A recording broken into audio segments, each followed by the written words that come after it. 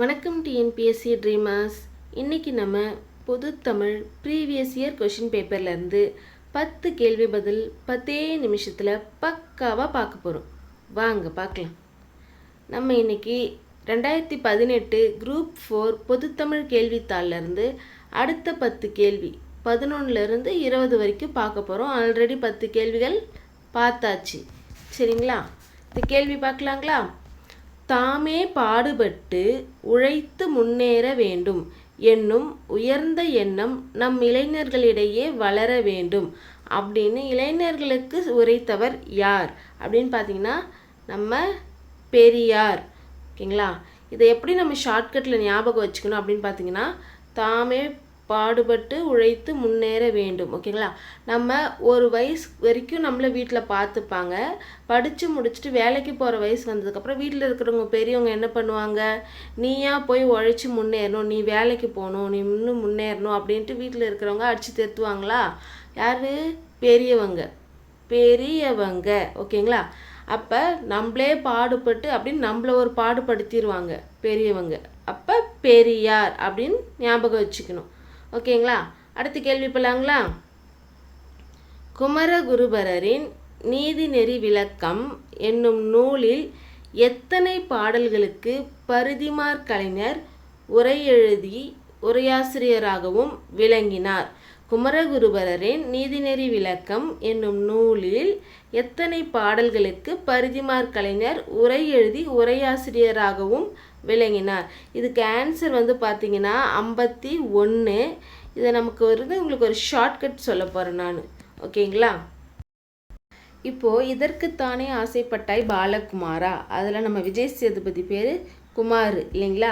இந்த குமார் இவர்கிட்ட போயிட்டு குமுதாக்காக நீதி கேட்பார். அதை வச்சு நம்ம ஷார்ட்கட்டை ஞாபகம் வச்சுக்கணும். குமார் இவர் தான் பரிதி. இவர்கிட்ட 51 நூலை கொடுத்து நீதி கேட்குறாரு. 51 நூலை கொடுத்து உரை எழுதி தர சொல்கிறாரு. ஓகேங்களா? குமார் பரிதிக்கிட்ட நீதி கேட்க போயிருக்கிறாரு. ஓகேங்களா? 51 ரூபாய் கொடுத்து கேட்குறாரு அப்படின்ட்டு ஞாபகம் வச்சுக்கோங்க.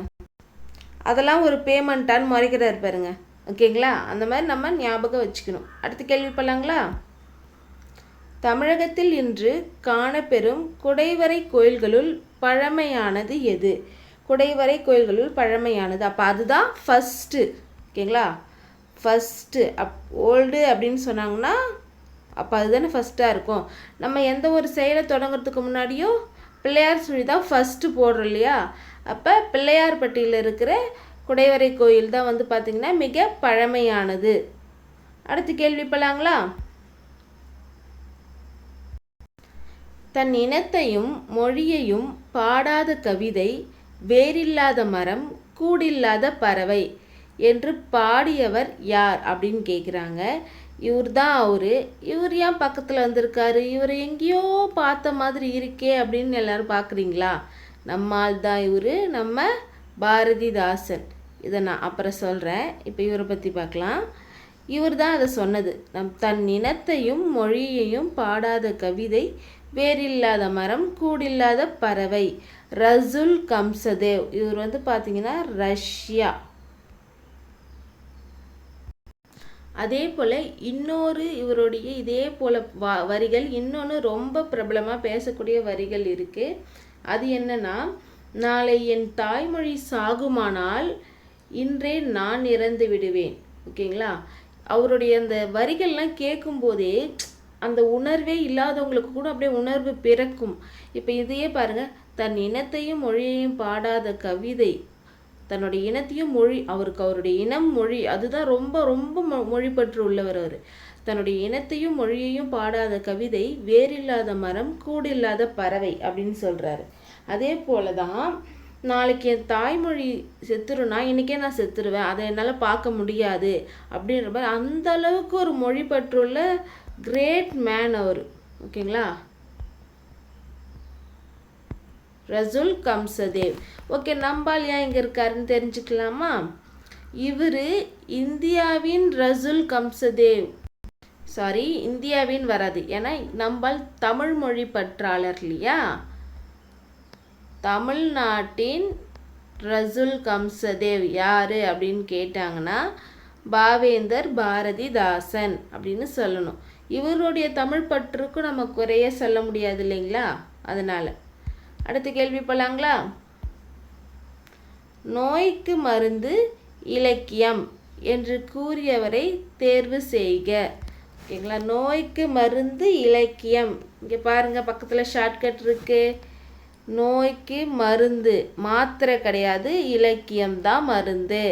மாத்திரை வேணாம், எனக்கு இலக்கியம் கொடுங்க அப்படின்ட்டு மீனாட்சி சுந்தரனார், மகாவித்வான் மீனாட்சி சுந்தரனார் சொல்லுவாங்க. ஓகேங்களா, மாத்திரையை தூக்கி போடு, இந்த இலக்கியம் படின்னு நம்ம அம்மா மீனாட்சி சொல்கிறாங்க அப்படின்ட்டு ஞாபகம் வச்சுக்கோங்க.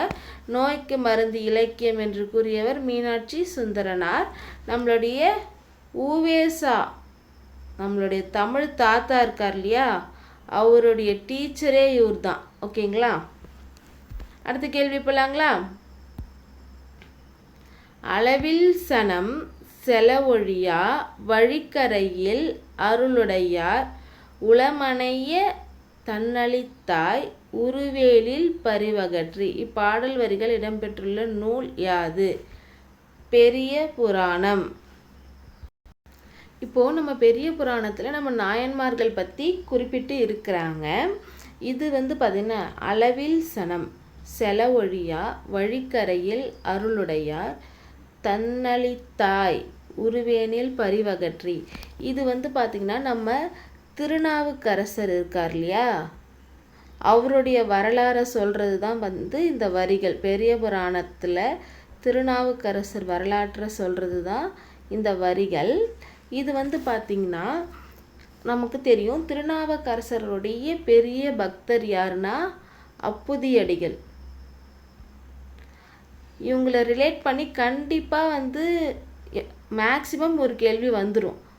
சரிங்களா,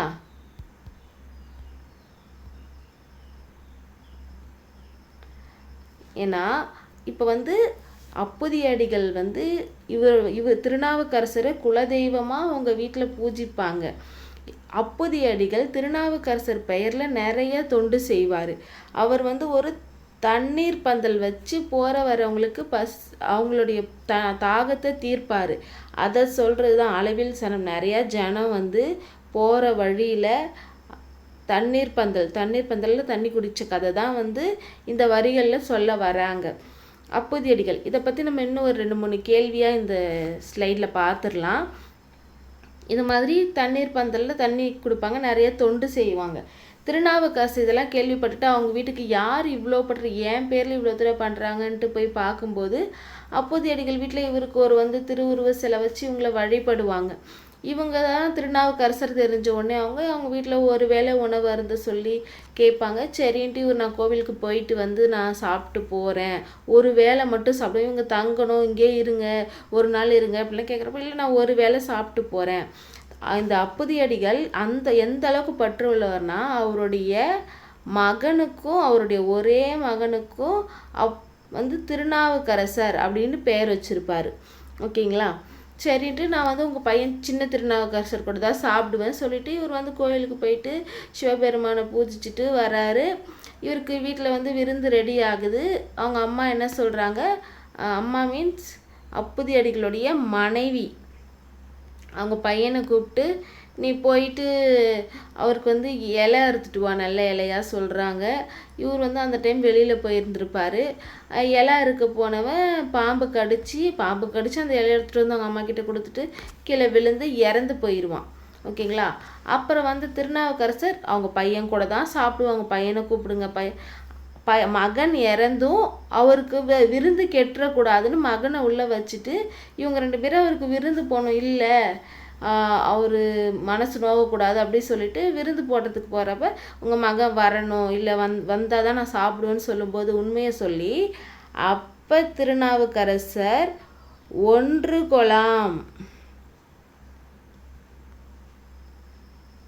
அப்படின்னு ஒரு பாட்டை பாடி இறந்த அந்த குட்டி திருநாவுக்கரசரை மீண்டும் உயிர் பெற செய்வார். இப்போ ஏன் இந்த கதை நான் சொல்கிறேன்னா, ஒன்று கொலாம்னு பாடி திருநாவுக்கரசர் பாம்பின் விடத்தை போக்கினார். யார் வந்து பாம்பின் விடத்தை போக்கினார்னு கொடுத்துட்டு திருநாவுக்கரசர், திருஞான சம்பந்தர், அப்புறம் சுந்தரர், இந்த மாதிரி நமக்கு ஆப்ஷன் கொடுக்கறதுக்கும் வாய்ப்பு நிறைய இருக்குது. நிறைய கேள்வியும் கேட்டிருக்காங்க ப்ரீவியஸ் இயர் கொஷின் பேப்பரில். அதனால தான் இந்த கதை சொல்கிறேன். நம்ம இந்த கதையாக நம்ம தெரிஞ்சுக்கிட்டோன்னு வச்சுக்கோங்களேன், நமக்கு அந்த கேள்வி டக்குன்னு ஸ்ட்ரைக் அவுட் ஆகும். ஒன்று கொலாம் அதை மட்டும் சொல்லிவிட்டு ஐயோ இது திருஞான சம்பந்தர் சொன்னாங்களா, திருநாவுக்கரசர் சொன்னாங்களா, அந்த டைம் நமக்கு ஒரு டவுட் வரும். அதனால் சரிங்களா. அடுத்த கேள்வி போலாங்களா. அரிசி என்னும் தமிழ் சொல் ஒரைசா என எம்மொழிக்கு சென்றது. இதுக்கான ஆன்சர் வந்து பார்த்திங்கன்னா கிரேக்கம். உங்களுக்கு வந்து ஒரு காமெடியான ஷார்ட்கட்டில் நான் இதை சொல்கிறேன். இப்போ அரிசி இருக்குது, அரிசியை உரசனா அதில் கீரல் விழும். ஓகேங்களா. அரிசி உரசனா கீரல் கிரேக்கம். அரிசி ஒரைசா கிரேக்கம் அப்படின்னு ஞாபகம் வச்சுக்கோங்க. ஓகேங்களா. இது ஒரு ஷார்ட்கட்டான்னு தோணும். ஆனால் நம்ம கொஷின் பார்க்கும்போது ஆமாலே இப்படி ஒரு ஷார்ட்கட் இருந்துச்சுல நமக்கே தோணும். அடுத்த கேள்வி போலாங்களா. பேரறிஞர் அண்ணாவிற்கு விருப்பமான இலக்கியம் எது? பேரறிஞர் அண்ணாவுக்கு ரொம்ப பிடிச்ச இலக்கியம் கலிங்கத்து பரணி. இதுக்கு எப்படி நம்ம ஞாபகம் வச்சுக்கலாம்னா, அறிஞர் அண்ணா எப்பயுமே தேர்தலில் ஜெயம் கொண்டார். அண்ணா வந்து ஜெயம் கொண்டார், எலெக்ஷனில் ஜெயம் கொண்டார் எழுதின நூல் கலிங்கத்து பரணி. ஓகேங்களா. அப்படி ஞாபகம் வச்சுக்கோங்க. அடுத்த கேள்வி போலாங்களா. தமிழ்மொழி அழகான சித்திர வேலைப்பாடு அமைந்த வெள்ளித்தட்டு அப்படின்னு சொன்னது யாருன்னா டாக்டர் கிரவுஸ். இந்த வரிகளை நம்ம இன்னும் முழுசாக கேட்டோம்னா நமக்கு அப்படியே இன்னும் வந்து மெய் சிலிர்க்கும். என்னன்னா தமிழ்மொழி அழகான சித்திர வேலைப்பாடு அமைந்த வெள்ளித்தட்டு, திருக்குறள் அதில் வைக்கப்பட்ட தங்க ஆப்பிள். ஓகேங்களா. தமிழ் மொழியை வந்து வெள்ளித்தட்டு அப்படின்னு சொன்னால், திருக்குறளை வந்து வெள்ளின்னு சொன்னால் தமிழ், வெள்ளி சொன்னால் திருக்குறள் அப்போ தங்கம். அந்தளவுக்கு நம்ம திருக்குறளை வந்து உயர்த்தி சொல்கிறாரு டாக்டர் கிரவுல்.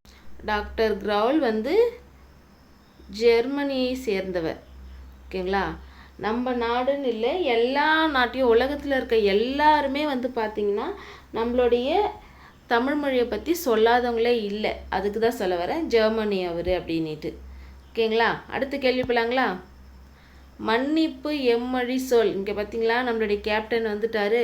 இப்போ டக்குன்னு ஓடி போயிட்டு மன்னிப்பு தமிழில் எனக்கு பிடிக்காத ஒரே வார்த்தை அப்படின்ட்டு நம்ம தமிழ் மொழியை செலக்ட் பண்ணுவோம். கிடையாது, மன்னிப்பு தமிழ் மொழி கிடையாது, மன்னிப்பு உருது மொழி. ஓகேங்களா. நம்ம டக்குன்னு தமிழ் மொழின்னு ஸ்ட்ரைக் ஆகும். தமிழ் கிடையாது, உருது அப்படின்ட்டு ஞாபகம் வச்சுக்கோங்க. நமக்கு இன்னைய 10 கேள்வி முடிவடைந்து விட்டது. நாளைக்கு அடுத்த 10 கேள்விகளுடன் உங்களை மீண்டும் சந்திக்கிறேன். நன்றி, வணக்கம்.